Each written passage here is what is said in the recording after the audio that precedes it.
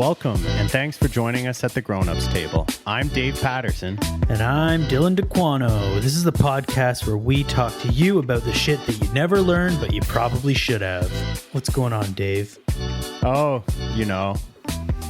springtime, yard work, cleaning the shed, all that fun stuff. Nice, that's good. How about you? Yeah, it's kind of a crappy rainy day out there today, so haven't got up to too much, but yeah, today I guess we got our good friend Martin Van Helden joining us. That's right. So we're going to be talking to him about the perfect job interview. Now, Martin is a recruiter, and he's worked with lots of different people and different companies in hiring practices, getting people to find jobs when they're looking for jobs, getting companies to find employees when they're looking for employees. And he's hopefully going to show us some tricks of the trade, some things that help you when you're looking for a job out there. But before we get into that, he's going to be joining us in a couple minutes. Just wanted to ask, as we do every week, what have you been working on lately? I'll go ahead first if you want, or you can ask. Sure. All right, Dylan, like we ask every week, what have you been working on this week? Well, yesterday we hung up some shelves in our upstairs bathroom. Nothing special, but it just looks really complete now. This is mostly an Emily project. She ordered some brackets online that she really liked, and then we went and got some wood, and we got the wood cut to size, and then stained it and treated it, and put the brackets on. So they're kind of custom shelves. They're nothing crazy, but they look great. And Emily's a very good decorator. So upstairs bathroom, awesome. Almost complete. And you've maxed out your toilet paper storage now. Exactly. Yeah. Ready for another pandemic. Yeah. How about you? That's awesome. Yeah. I've been working on some little projects around my house. I painted my living room about a couple weeks ago now. Which is the last room on my main floor to be painted, which made me realize all the things I need to fix. So I've got all kinds of mixed matched colors, switches, and outlets around the main floor. So I've been poking away at getting them all uniform and updated and not covered in the last 3 colors of paint the house was painted. So, fussy things like that I'm working on. So you've painted the whole house now? Whole house, inside and out. I can definitively say that. I had one paintbrush that lasted all those jobs, and it was limping through the finish line. Yeah. I think I'm going to burn it, cremate it. Yeah, you should give it a C burial. Yeah, it deserves like a Viking funeral, man. That thing's a warrior. Absolute warrior. I don't know if my archery skills are good enough to maybe I'll go down to Lake Erie this next weekend and just build a little boat for my paintbrush. And I think you should, and light it on fire. Yeah. I can't see anybody around the public beaches having an issue with me doing this. Are there any gas refineries in the general area you can make sure that you avoid? I think that's an important thing for any Viking burial in the 21st century. I was gonna say Viking burials and gas refineries don't necessarily go hand in hand, but this paintbrush deserves it, man. Yeah, for sure. It's fought the good fight. So yeah, learning a lot about different switches, trying to keep track of which ones are 3-way and not, and making sure I don't electrocute myself along the way.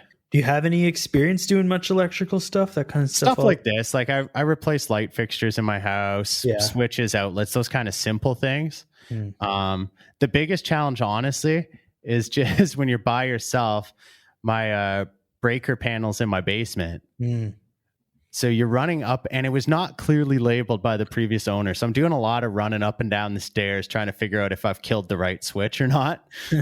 So that's the biggest pain. If I had somebody else here who I could just yell up and down with, that would be fantastic. Yeah, I had one day where I really needed to figure some stuff out, and Emily wasn't home.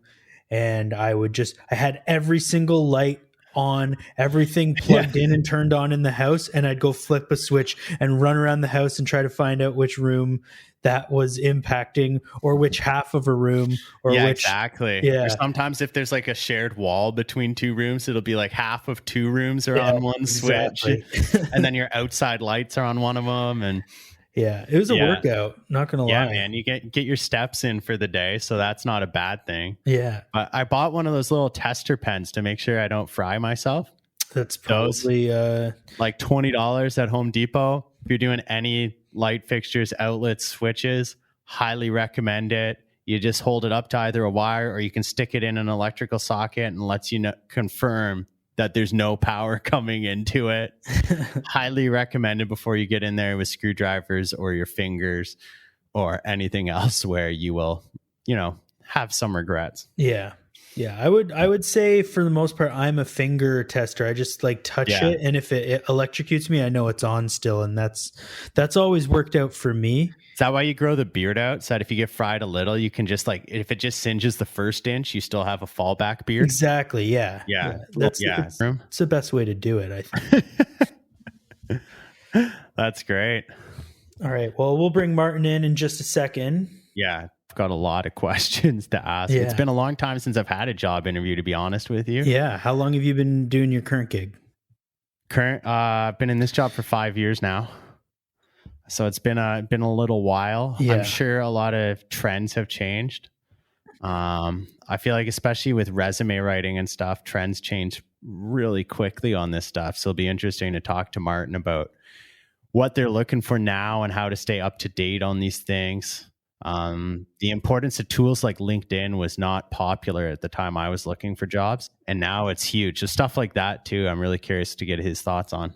Yeah, and just kind of finding out like what companies are looking for when they're Absolutely. like in general, like if they see that you've had like 4 different jobs in the past 2 years, is that a red flag, or does it really depend on the company you're going to work for, the industry you're in, or are there some general red flags that any employer is going to look at and have some concerns or think is great? How do you get around that classic dilemma of needing job experience to get a job, where you can't get your foot in the door because you don't have the experience? Yeah. So how do you solve that?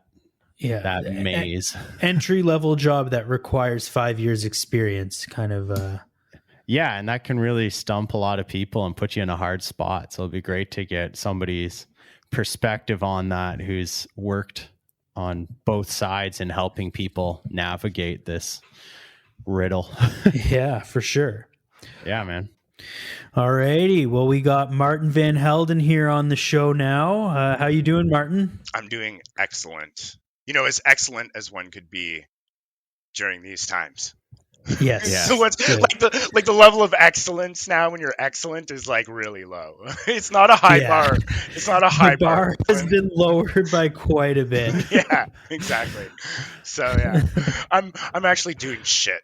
Okay, that's the truth. But excellent. So yeah.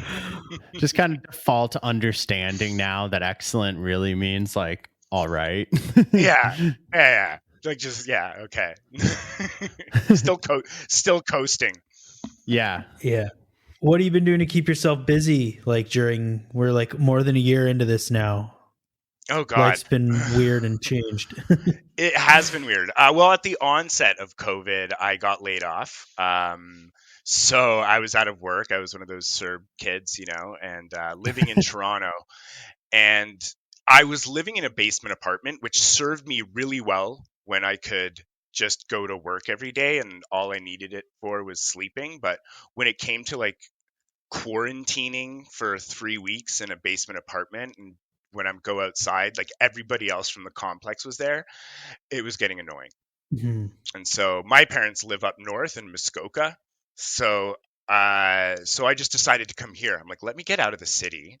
And, they have a bed and breakfast here in Muskoka and lots of space. And I was like, let me just come up here. I'm not working. You know what I mean? And so Yeah. And Absolutely. I've heard so much about that. That's what a lot of people have been doing lately, is getting away from the city, getting to a place with more space. Because if you're cooped up, why not be cooped up in like all the nature you could imagine, and lakes and things to do, and like Yeah. versus a basement apartment and like lots of infection all around. Like, Yeah, like going down the sidewalk and like big side steps around people, like the newest norm, which is so awkward. And Now you yeah, just do you got to even walk have around. sidewalks up there? there's no sidewalks here. No. if Yeah. if I'm taking a walk here, I'm going into the woods, and I'm like, maybe run into a bear or something. Keep it exciting. Yeah, for sure. Before it was still keep crackheads. 6 feet away. Yeah, exactly. Yeah. Well, step back, bear. Okay, you're getting a little too close. Yeah. Where's your mask? Could you What's pull your worse? mask up? A hungry bear or hungry crackhead? Which are you going to take? Yeah. I don't know. I might go with the bear. Yeah, exactly. But yeah, so I've been here. I got rid of my apartment in Toronto. I got my job back actually right as soon as I moved here to Muskoka. I mean, permanently. I'm not here permanently. I'll be back in the city once things open up. But it's good. It's a good refuge in the meantime. Nice. For sure. That's good. So what are you doing for work right now, Martin? So I am a bilingual recruiter.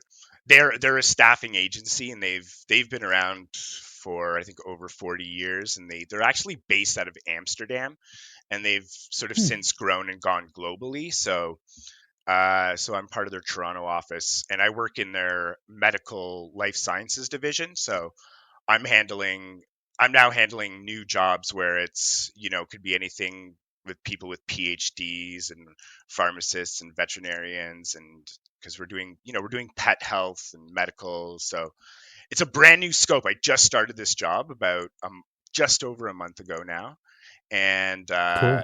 yeah, so it comes with its challenges like any new job, but I'm learning a lot. So Sweet. So I'm guessing kind of like different type of clientele, maybe, if you're hiring more people who are like in medical professions and in that field versus just general public, anyone looking for a job. yeah, Like, how do you sift through applicants who have PhDs? Like, this one's a better PhD holder than that one. This one's had been a doctor for 15 years. That one's only been for 14, but he had 3 years doing this. You're not as good as a doctor as the other doctor I spoke to. Okay. No, it's all now. It's a lot harder. Like before, my job before, I was doing bilingual recruitment, and that was very much customer service, sales. It's very much easier to suss out candidates, you know what I mean, in their experiences, because I come from that. But now people with PhDs, I'm almost nervous talking to them. Like, so tell me more about your oncology experience. I don't know. Yeah. Yeah, I absolutely get that. I manage a consulting and staffing firm, a small family business. Do you? And okay. It's in an industry I knew very little about before I started working for them. And I remember like doing some recruiting and trying to talk to guys, or even just reading through resumes, and you'd be on the phone with them, and in about 30 seconds, they'd blow past all the terminology I knew. Right. Yeah. And you're just trying to keep up. And then you're just like, oh, that's interesting. Yeah. Can you just write that to me in an email, please? Yeah. Yeah, I loved getting the email recaps. And then I always do that because we often have to hire French-speaking people. And unfortunately, unlike you, I'm not qualified to do that. Right.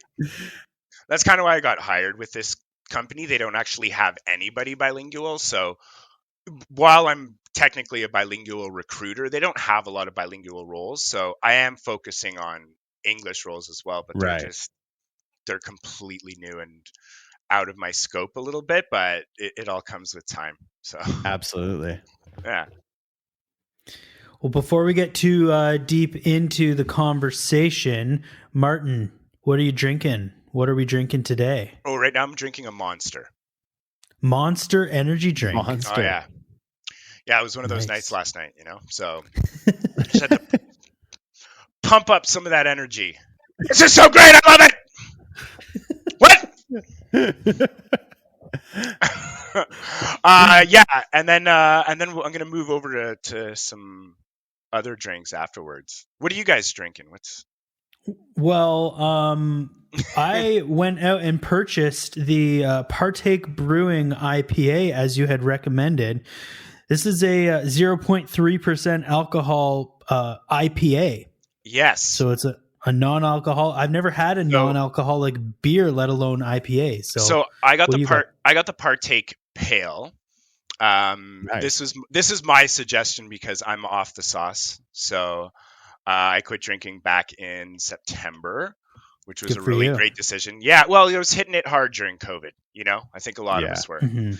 and I feel like a lot of us have different relationships with alcohol, right? And Of course. and mine, it wasn't working anymore. We were starting to get in fights and stuff, and it was time. It was time to end. Time to end. But you still want that little taste of that lager or the bubbly sensation, right? So Yeah, exactly. I mean, you'll try this and you'll be like, this definitely isn't beer. If you guys are beer drinkers, you're gonna be like, okay, it's a Well, you know what? it's a nice try. Did you end up grabbing one, Dave, or what are you going to be drinking this Unfortunately, episode? I was not able to get out to the store between whenever you told me what the request was and today. So I'm drinking good old fashioned coffee because Coffee. I'm also Oh, exhausted okay. today.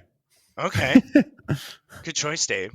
Yeah. Well, that being said, I really can't wait any longer to crack Yeah, this. crack thing. it open, okay? All right, here we go. Yours is going to be a little bit Cool. hoppier than mine.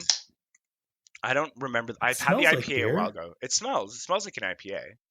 See, it's been so long since I've tried a non-alcoholic beer. I remember even just like 7-8 years ago, I feel like it was just super cheap shit you could find at like the grocery store. And it's Yeah. cool to see some of these companies and breweries trying to make it better. I know They're stepping it up. to bridge, but It yeah. is. They're stepping it up, and I mean, the original suggestion I had for Dylan was the Heineken 0.0.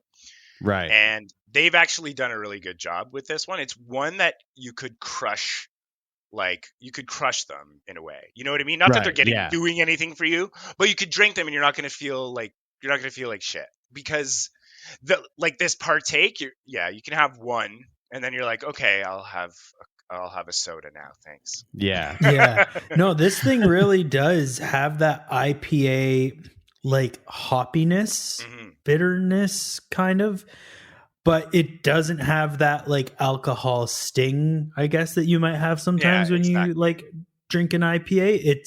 It's just without that. So if you're not into IPAs, don't buy this because it tastes exactly like one. It's pretty good though for like de-alcoholized beer, like you're saying, Dave. Like they used to kind of be garbage. Yeah, it's pretty good. It's that aftertaste, right? That just sits with you forever. Like, and you're like, ugh, like these are good. It still has that sort of IPA flavor. And me as a previous heavy beer drinker, I can appreciate what they've done here. And a quick background on Partake, actually. So it's a Toronto company. They started a website called nearbeer.com. And the guy who owns it, basically, he could no longer consume alcohol, not from alcoholism, but just he has an illness, and I don't know exactly what it is. Right. But he then decided to start brewing his own beer, and he did like a GoFundMe campaign, and that's how I came across it. And then a few years later, they were all over the LCBO, which is great, right? Especially for non-drinkers. So like, can I just get something non-alcoholic? Make it look like I'm purchasing something at the LCBO. Thus the name. Yeah. And one last thing before we get into the real conversation today, but we've been asking all our guests this. Sure. What's something you've been streaming lately on the old Netflix, the Disney Plus, the Crave TV, Amazon Prime? What do you got? What's something you've been watching that will tell us something about you? Okay. I've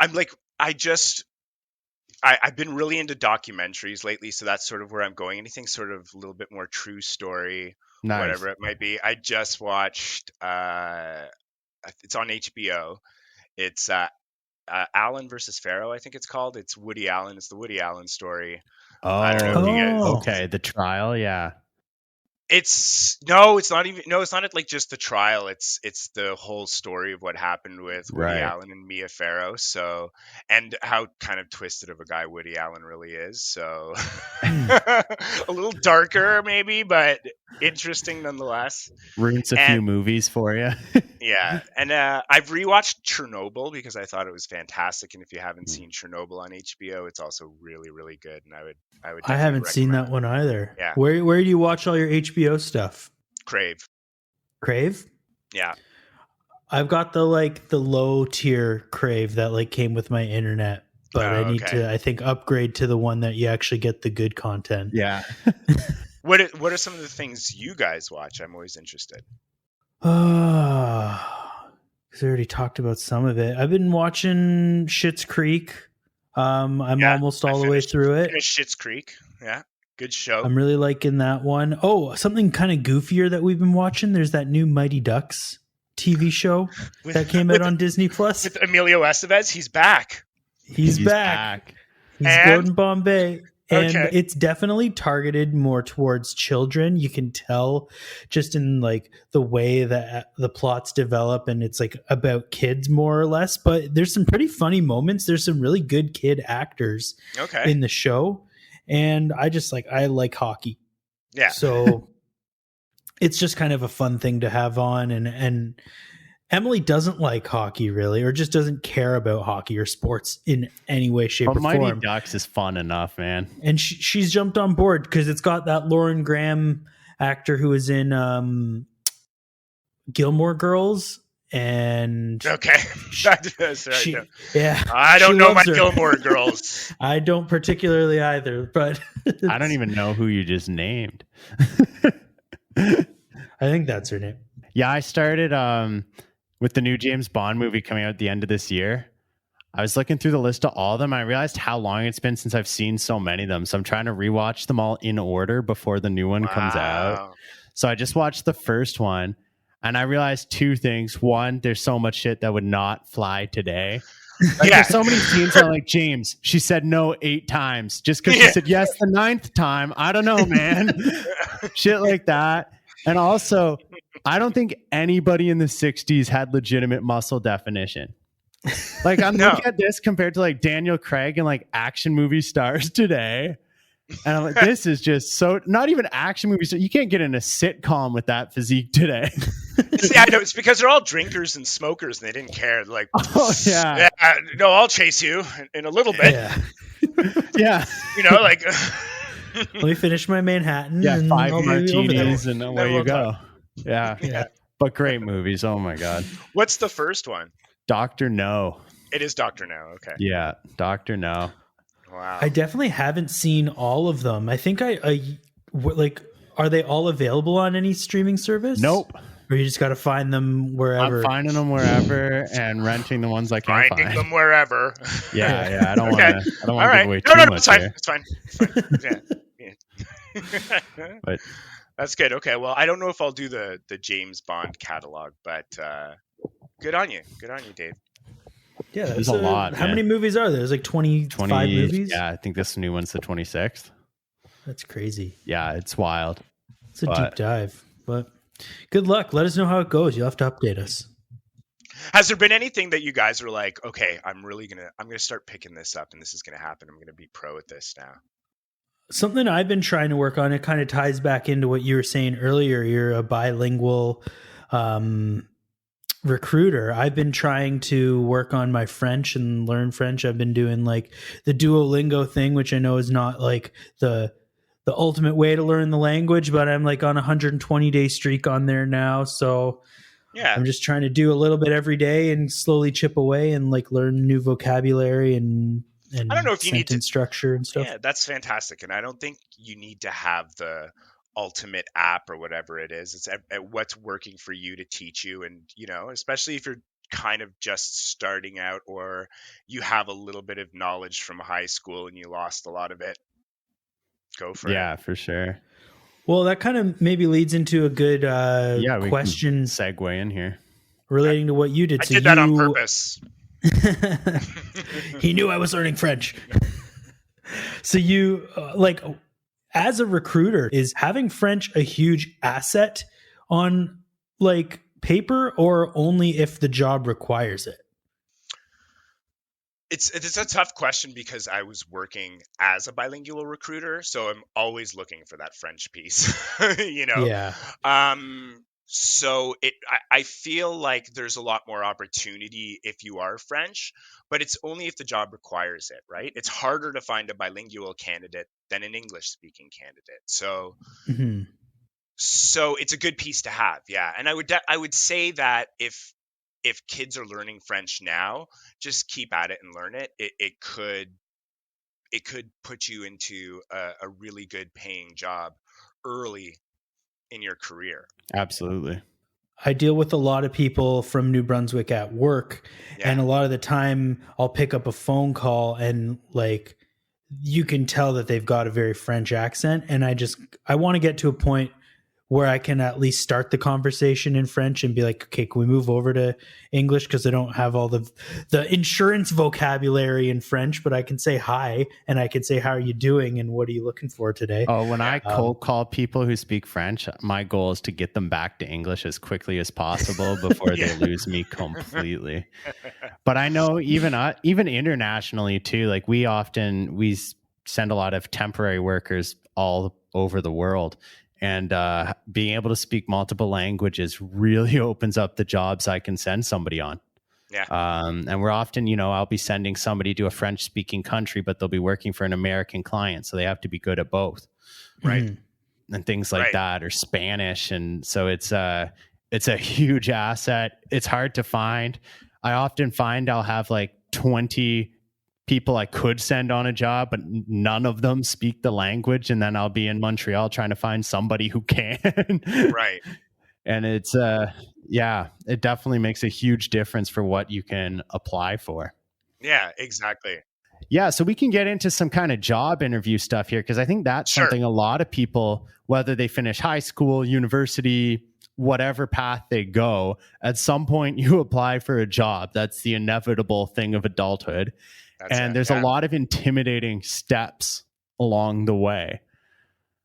Well, what would you think is the first most intimidating? Well, I think one of the first things is just looking at a job posting and figuring out if you're even qualified. Yeah. Yeah, I think a lot of people just look at the job title and say, "Ooh, I want that," and then they apply. Because now it's just easy enough to click and apply. It's not like before. You had to go in and hand in your resume and talk to someone. Yeah. Well, why do you think you're good for the job? So you want to make sure you have the qualifications they're looking for. But there is a fine balance, because what happens with companies is they sometimes aren't updating their job description and qualifications and what they're looking for. It's something old that they've had forever, and they're posting it because they need to fill this job. So there's things in there that they might require that you think that you might not need. So you apply, right? But I think that can be covered in a very simple cover letter. But like when I say cover letter, I mean like a paragraph. Don't do cover letters from the 1990s. Do you see that a lot? No, thankfully not anymore. I think people have gotten the hint with that, because what it is, it's people summing up their whole resume and then here's my resume. It's like, it's redundant, you know? Yeah. It's to do a cover letter, highlight some of the points that maybe those things that are missing, where they're like, I noticed that you require qualifications in this. Let's say it's a program, but you're like, I don't know that, but I have actually very extensive experience with this program, which is very similar. Please see below for my resumes, and feel free to reach out to me if you have any more questions. Makes sense. So what would you say is the main purpose of the cover letter then? Like, what is the main information you want to put in there that that in general an employer is going to be like, that's actually what I'm looking for here. I don't need you to recap the resume. I've got the resume. I don't need you to just like toot your own horn. Like, what is, or is it there to toot your own horn? Yeah, well, you want to toot your own horn a little bit. You want to show that you're the right person for the job. You don't want to come across as cocky, but you have to be able to highlight your experiences. This is what I've done. This is why you want me. Yeah. So it's okay to be cocky in that regard, just to be confident in your qualifications and what you're doing. If you I want to think do that's something people struggle with. yeah. I think, yeah, people are just like, I don't want to be like a show off or anything. It's like, no, it's okay. It's okay that you're qualified in what you do, and show that you're confident about what you know. And also be confident in the things that you don't know, but that you have that ability to learn. And that is something companies look for. Right.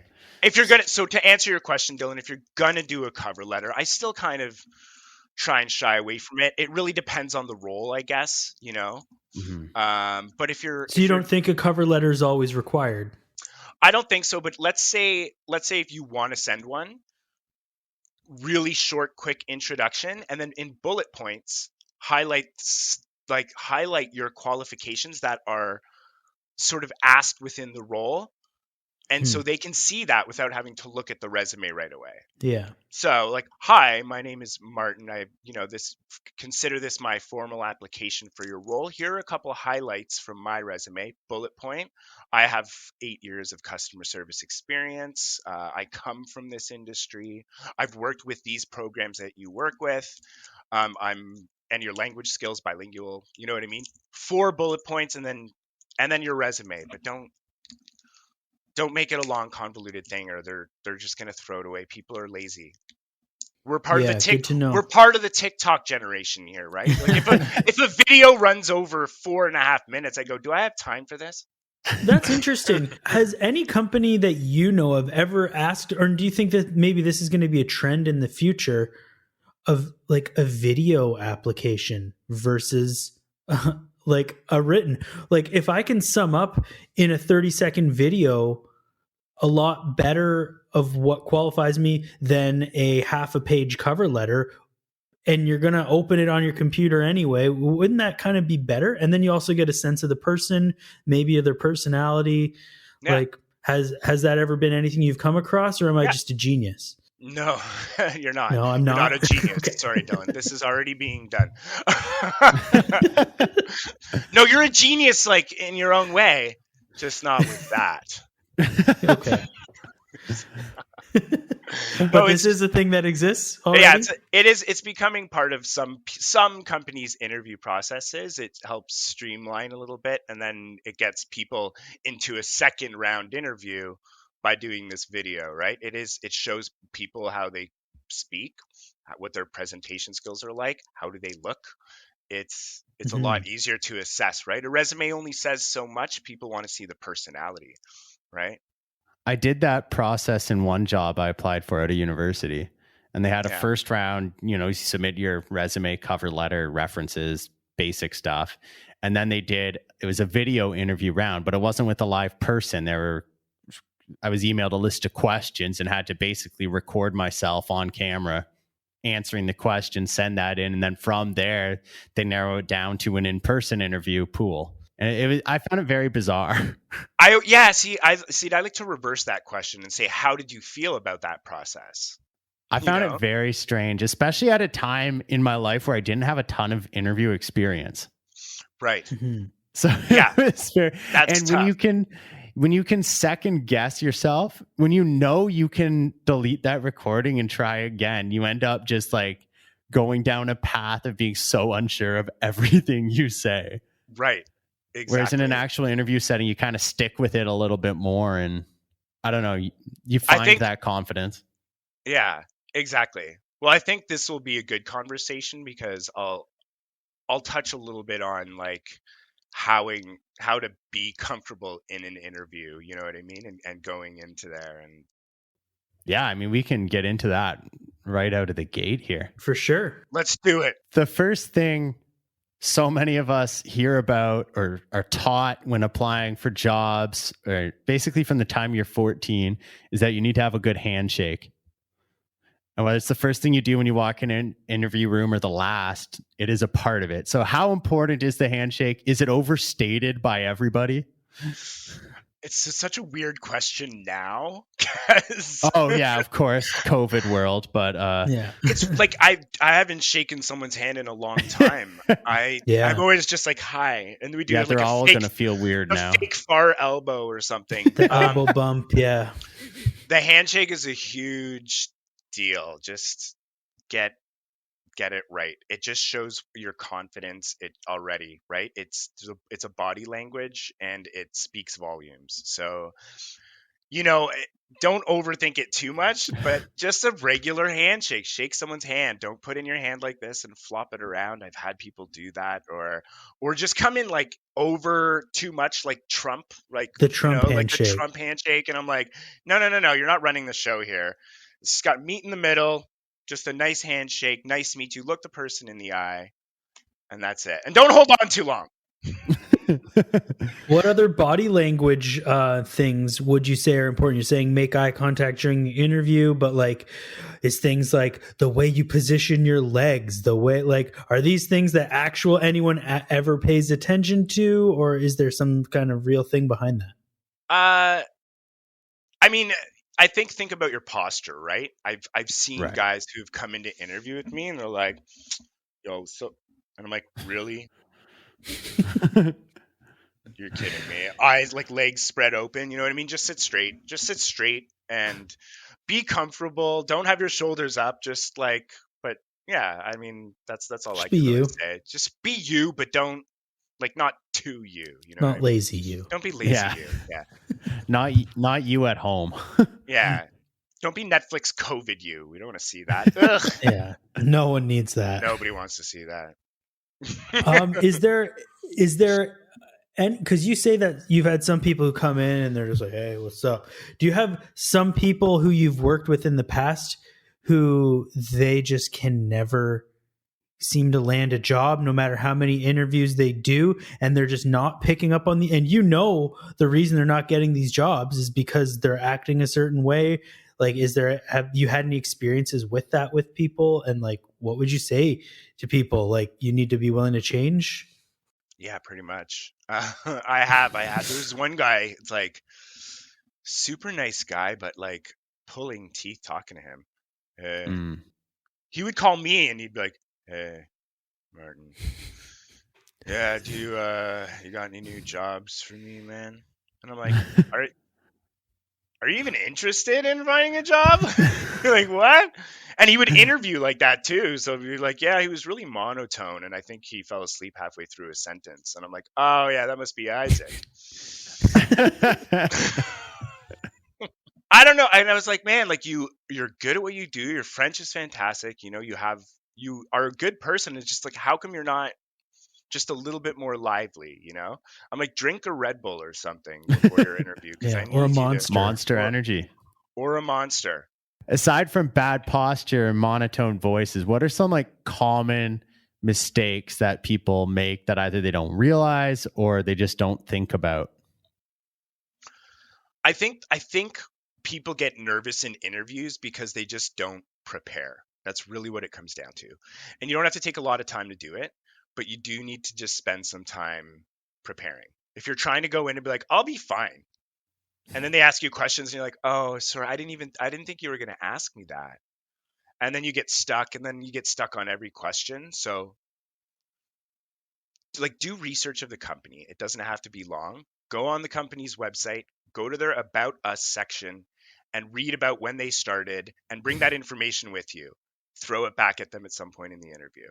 Wow, I noticed you guys have been around since 1975 and have since grown your business, all over the world. I think that's fantastic. Just if you can show that you show some interest within the company and what they're doing, it already reflects better on you. And prepare questions.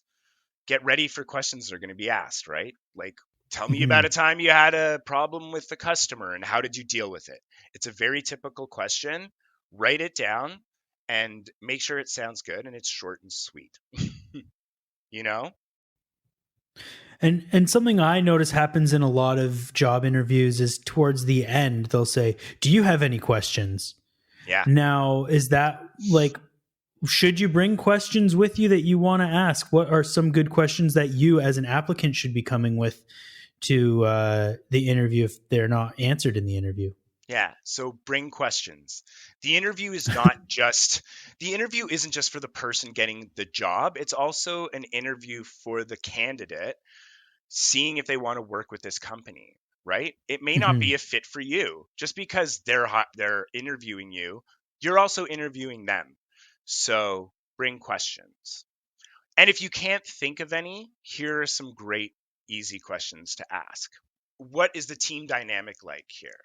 You can ask the person who you're interviewing, what do you enjoy about working at so and so? Name of company inserted there.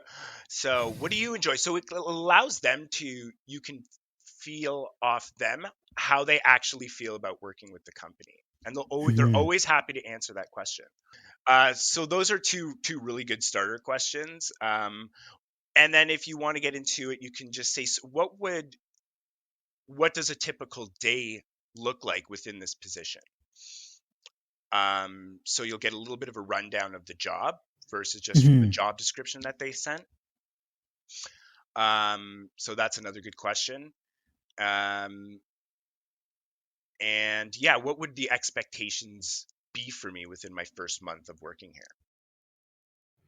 Those are all great questions. And Absolutely. I don't think I've ever asked any of those in an interview, but I feel like why wouldn't I have? I feel like everyone, you're right. It really is just as much about you. Am I a good fit for this job? Is this job a good fit for me? Am I actually going to thrive here? Or like 2 months down the road, am I going to be looking for another job because I hate it? Yeah. How are the people that you're interacting with? Do you want that person to be your manager? Like, think about it. Think about it while you're there, or think about it while you're having your video interview, which is going to be what's happening now if you're interviewing. But think about the people you're talking to, and do you want to report to them? Do you want to work with them? Or do you want to take some more time and maybe find something else? Yeah, that's true. Because I think so many people just go into it. They're like, I need a job. This person said that they're going to interview me. This is it. This is my future career. And like, they don't care about anything of the actual job itself, just that they have one. Yeah. I remember coming out of university, I interviewed for a handful of jobs, and the one I got offered, other than the company I'm working for now, I went there and I did the interview, and it was the first interview. I was like, oh yeah, I crushed that. I felt so good walking out of that room. And then I had like a tour of their facilities all day, and they were like different, getting to know people. And I remember getting in my car at the end of that and being like, I don't want to work here. And I'm driving away. I'm like, they're going to offer me the job. I've been turned down from like 6 other places. They're going to offer me the job, and I don't want to work here. What the hell's wrong with me? Yeah. But I just had this feeling like the culture was not a fit for me. Like something wasn't going to be right. And you're lucky that you got that walkthrough, right? Because sometimes you do this interview, then you get the job. So now you've started, or you quit your other job, and now you're starting at this place. And your first day there, you're getting a walkthrough, and you're like, oh, fuck. Yeah. Yeah, that would have been way worse. Do you allow swear words on your podcast? Oh, yeah. Oh, yeah. Okay. It's the grown-ups table, man. All right. I got a pretty clean mouth for the most part. So. But yeah, that's a great example. And then you did they offer you the job then? They did offer me the job, and I did turn it down. How did that conversation go? It wasn't too bad. I think I was nervous about that conversation just because I'd never done it before, and I felt like, who am I to turn it down? But I was pretty confident in my gut at that point. I felt like, yeah, if everything about me said I don't want to work there, then I shouldn't work there. It was also, I wasn't quite done school yet. So I didn't feel like this time crunch. It wasn't a situation where I had a mortgage to pay or kids or something where I just needed work. If I needed another 2-3 months to find a job, that was just fine. So I didn't feel that enormous pressure in that moment, which, gave me the confidence to make that decision. Yeah. And that's okay. It's okay to not take a job. That's the whole point of the interview. It's like, if you aren't feeling it and your gut says no, then it's like a first date. Trust your gut. Yeah. Exactly. Yeah, right. True. You go on a date, and sometimes you get so focused on making the other person like you, you forget to figure out whether you like them. Yeah. We've all done that. Oh yeah. Then you go on a second date and think, what the hell was I thinking? Yeah. Why am I even doing a second date? Yeah. Just another general question about resumes and when an employer is looking at a resume, what are some red flags that maybe you should try to, like, if an employer sees that you've had 6 jobs in the past 3 years, are they looking at that going, I'm not even going to bother? At that point, should you be omitting some of those jobs from your resume? Is there anything unethical about not including everything on your resume? That's a lot of questions in there. A lot of questions. It's very loaded. Well, I'll start with, like, if you're jumpy, it is a red flag for companies. And it's hard to look at a resume and maybe not get the explanations why. So, I mean, if it's just contract positions and you're just constantly picking up 3-month contracts, put contract in brackets. Like, just so they're like, oh, it's a contract. I see. Yeah. Then they're not assuming that you're jumpy. They go, oh, it's a contract. Okay. I mean, omitting things from your resume is okay if it's, if you can really explain your resume well enough and you don't need to talk about that, right? So if you don't have something on your resume, don't talk about it in your interview. Otherwise, why is it not there? That even means, well, I did work, for a restaurant for a little bit, but I didn't put it on there. Well, then don't talk about it, So if you want to talk about it, put it on your resume and you can explain it. But yeah, the only reason you want to omit something is if you just feel like you don't have to talk about it. Yeah, because I feel like sometimes you might be applying for a job in a certain field where they're like, you're not going to care about my restaurant experience, or you're not going to care about the time that I worked at a grocery store for a couple months. Like, the other thing I was going to say, actually, just kind of go back, Dylan. Yeah, if you worked at, like, let's say a grocery store and you were there for 8 months, but you don't feel like it's relevant, the only reason it would be relevant is to show that you are working and there's no gaps in your resume. So you want to keep it on there. Yeah.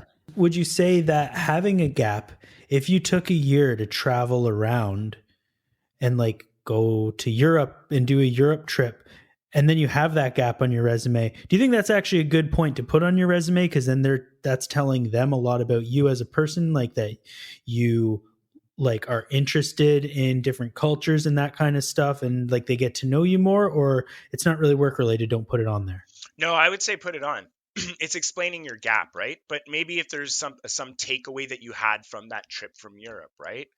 Under, like, your skills and hobbies or something sort of closer to the end of the resume, where, or if it's in between, where your job gaps are, and you say took a year and a half and went to Europe, they see it there, right? So, so I don't think it's a bad thing to put it on there. It's really case by case. So one general thing that our generation's probably the first one facing, I mean, I know growing up, you heard so much about, if you have this picture on Facebook, you won't get a job. And it went from that to now everybody having these highly curated LinkedIn profiles. So how much does online presence actually impact a job hunt? I think what all employers now are doing are looking at a resume and then immediately going on to LinkedIn to see their profile. So anybody who is looking for a job, it doesn't matter in what, I would suggest putting up a LinkedIn profile. You don't have to have a snappy picture or anything like that. Especially sort of anything in an office environment or anything like that, have a good LinkedIn profile. It acts as a resume on its own. You can apply through LinkedIn. You can, you know what I mean? Yeah. So I would definitely say for your Facebook, put up whatever you want. You know what I mean? Like, I feel like companies should be able to separate the two. In a sense, you know what I mean? It depends on what you're putting on Facebook. But yeah. Maybe don't post your latest DUI. Yeah. No, if you have a LinkedIn profile, put it on there. I would say take the time to do it, and you can update it whenever you think of more skills that you have on there. I think with LinkedIn, the more the merrier. And to make sure that it matches what's on your resume. So make sure that the dates are matching up, all of those things, because people cross-reference that. So makes a lot of sense. That's a good point. I deleted my LinkedIn actually a while back because I had a job and I was like, I never update this thing. So I don't want to have an outdated LinkedIn. And also I don't know, like I just don't have a lot of online presence, which is funny because we're doing a podcast here. But but yeah, I think that I might have to go back on and reinstate it. It'll come after this episode. Yeah. Yeah. Well, and I know as somebody who's hiring contract workers often, there's all kinds of industry related groups on LinkedIn that I'll post in I'll post job ads, and you get a lot of good applicants that way. So it's definitely something that's worth tracking if you're looking for a job. Yeah, if you're looking for a job, go on LinkedIn and put your stuff out there. Put open to work. There's not a recruiter I don't know who's using LinkedIn for their recruiting purposes. So you know what I mean? It's if you're looking for a job and you need one right away, go on LinkedIn. But I was going to say, if you are in a job interview goes well, they call you, give you the job offer, but they offer you a salary that is lower than you were expecting, lower than when is a good time to, like, should you just say, okay, whatever, or should you go back and be like, no, this not quite, can we try to meet up better on the salary? Yeah. The converse. Yeah. If they offer you a salary and it's not where you want it to be sitting, then you tell them. I think what you want to do if you're out there on your own, and working on your own salary negotiations is decide first of all what your bottom line is and what's the lowest you would go, and don't go below that because you want to know your value. Mm-hmm. And also where you feel like you could push a little more, right? And don't feel like you're not worth it because surprisingly you are. So, if you're like, oh, it's 42,000, but it pays up to 47, and I think I could do 47, but I don't want to overshoot or whatever. The best way to do it is like my salary expectations are between 45 and 47,000. I was making about the same at my last job, and I'd like to stay sort of at par with that, obviously with a little bit more incentive. So they don't need to know what you made before in your previous job, so that's something that's important to know. That's your number to know. You know that you made 40,000. This job is paying 50. You say that you were getting paid 45. I know it sounds like lying. It is, but it also makes them go, okay, and then they'll typically go above that, especially if you're qualified and they want you. The difference of $2,000 for a company to fill a seat with a really qualified candidate, instead of just going, no, well, let's just find someone again and then go through the whole interview process again. Companies they have a budget and they're willing to pay the money. They just don't want candidates to know that. Yeah, they probably are working on the opposite. You've got your number that's the absolute minimum you could take and you won't hire. They've got a number that's the absolute top they can take and they're going to offer you lower. So you probably have a little bit of wiggle room to push in there. Just a little bit. Even if you push that bar higher than where they had maybe even set their limit, then they could come back to you and say, no, we can't go that high, but we could go here. Yeah, you don't want to be ridiculous, right? You need to stay within the market value. If they don't have a salary range posted, take a look at what jobs are typically paying. You can find that on Google, and think about what you get paid currently, and if it sits within there, that it's fair to you, but also try to get yourself a little bit more money. Then you don't have to ask for a raise later. Think about that. It's your raise for next year. Get it before, and then you're happy. And if the company's going to pay the money, then everyone's happy. And then next year, still ask for a raise anyway. And then ask for a raise the following year. Yeah, and then you're getting more that's money. Just common sense.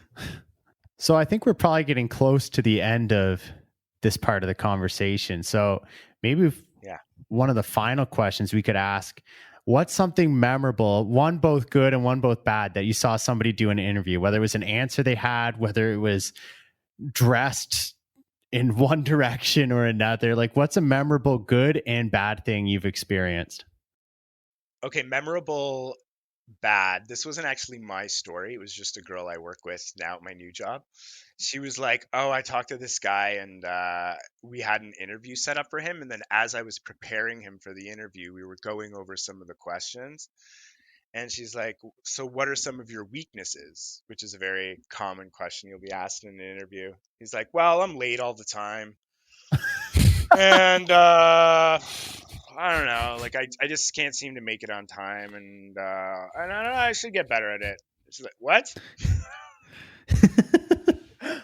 So don't show that hand. Yeah. Yeah. Don't Keep do that to yourself. And also Don't- just be better. It's good that you Just be recognize it. Now, better. now act upon it. Yeah. And also, you were late for our phone call. So, come on, man.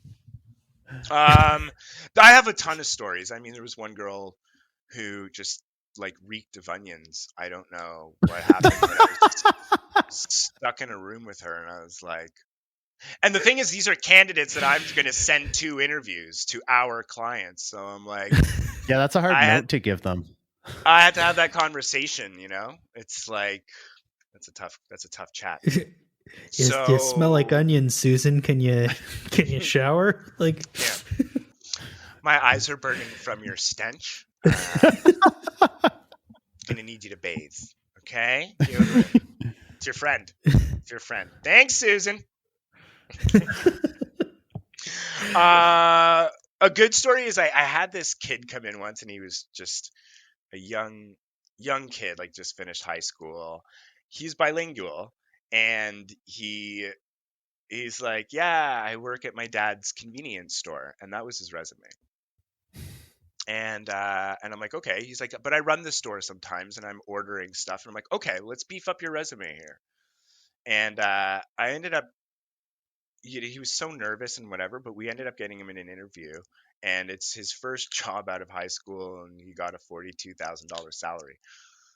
Good for him. So, being bilingual. Yeah. So that kind of goes back to your question earlier. Does being bilingual pay off? Yeah. It does, and in this guy's case, it did.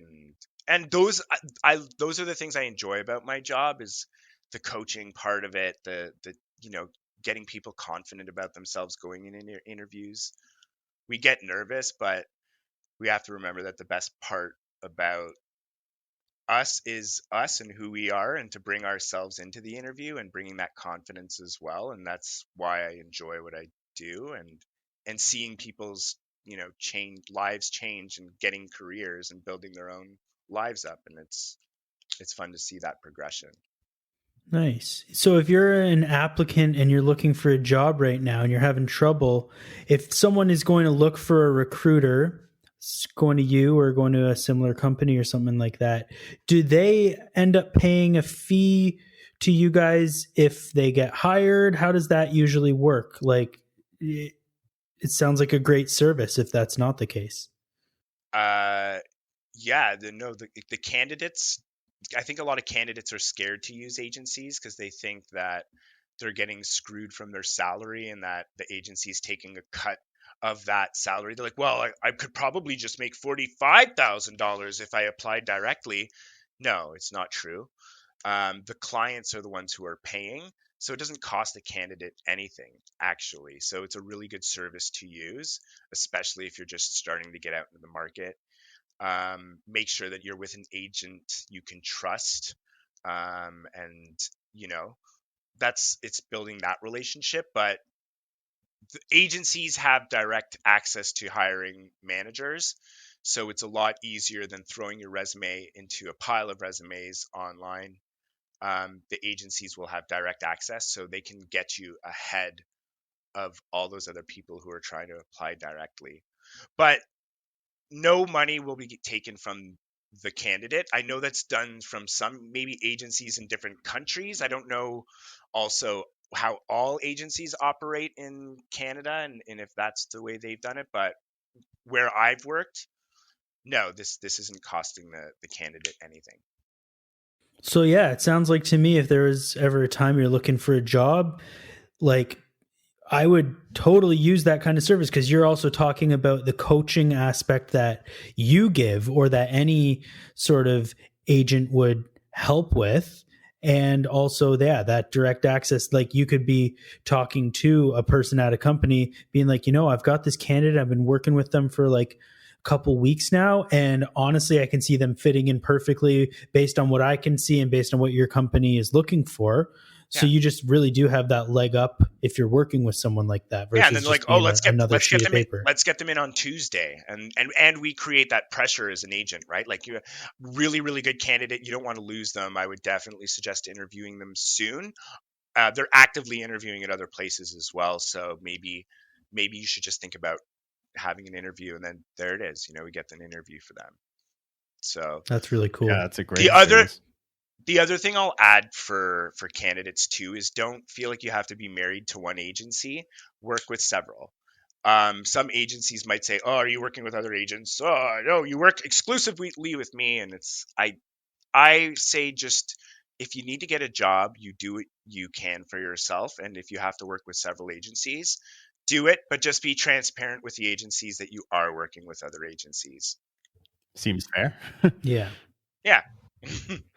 That was great. Really, really good. Yeah, this is really good. Yeah, this is fun. I'm so glad you guys are doing this. I think it's a really cool idea, and I can't wait to hear the other episodes that you guys put together. Appreciate that. Well, thank you so much for joining us. You've been great to talk to, and obviously have so much knowledge on this side of hiring people and what it takes to get a job. So a lot of people probably need that these days. So thank you again. Thank you guys. I had a blast doing this and talking about it and meeting you, Dave. And well, hopefully we'll have you back out sometime. Sure. Yeah, I'd love to. Yeah, if you ever want more advice from me, let me know, especially if you need to go to a party and how to mask that non-alcoholic beer. I'm your guy. Yeah, we can do a whole special just on that. On non-alcoholic beers, yeah. Yeah, we'll get into the non-alcoholic spirits too. Yeah. Water.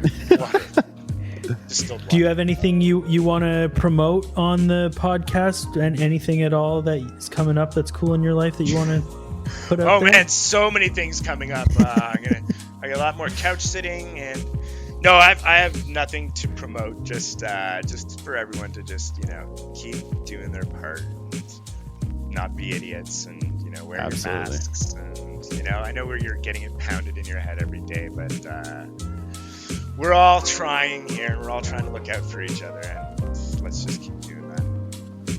Yeah. Great advice. Wise words. All right. Well, thank you, Martin. Gentlemen, it's been a pleasure. It has been. We got to catch up soon. We will.